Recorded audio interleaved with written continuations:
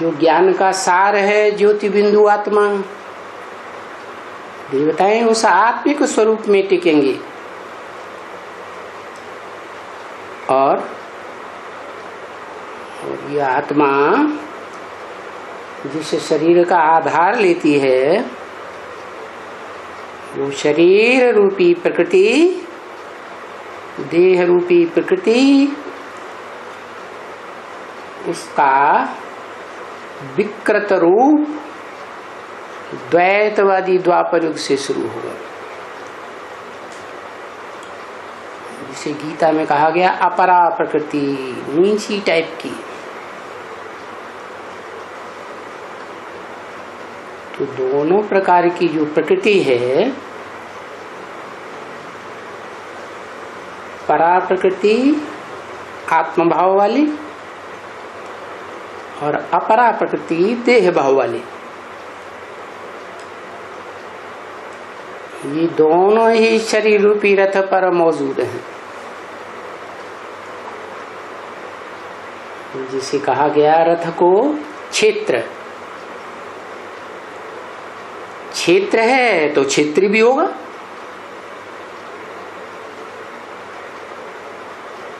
क्षेत्री हुआ अर्जुन,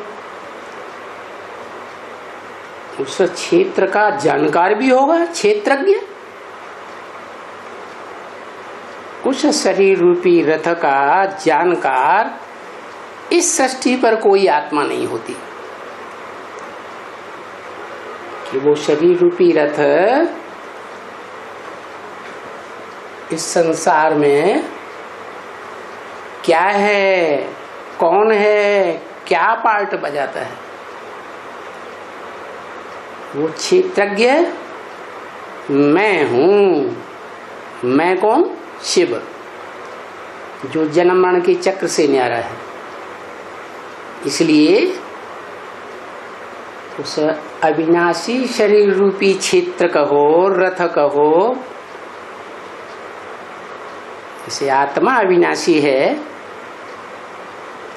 लेकिन वो शरीर भी उस आत्मा का अविनाशी है। इस षष्ठी रूपी रंगमंच पर वो आत्मा जरूर कोई न कोई शरीर रह करके ही षष्ठी पर रहती है। कल्पांत काल में सब शरीरों का विनाश हो जाएगा, लेकिन उस आत्मा के शरीर का विनाश नहीं होगा। तो तुम कहाँ बैठे हो? जहां मैं बैठा हूं शरीर रूपी रथ पर, वहीं पर तुम्हारी आत्मा मन बुद्धि रूपी क्या डेरा जमा के बैठी हुई। जिसे शरीर रूपी साकार रथ को और उस साकार रथ में बैठे हुए निराकार शिव को, दोनों के कॉम्बिनेशन को तुम कहते हो शिव बाबा है, जिसका यादगार भारत में 2500 वर्ष से शिवालयों में दिखाया जाता है। शिवलिंग, शिवलिंग में लिंग रूप बड़ा शरीर भी दिखाया गया, परंतु उसको कर्मेंद्रियां ज्ञानेंद्रियां नहीं दिखाते। माना वो ऐसी स्मृति की स्टेज में टिकता है, ऐसी ऊंची स्टेज है कि उसे कर्म इंद्रियों का, ज्ञान इंद्रियों का, उस आत्मा को भान ही नहीं रहता।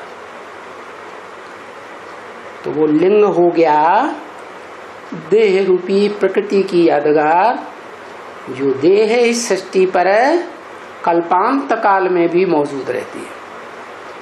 इसलिए उसको कहा जाता है कालों का काल, महाकाल, जिसको कोई काल खा नहीं सकता।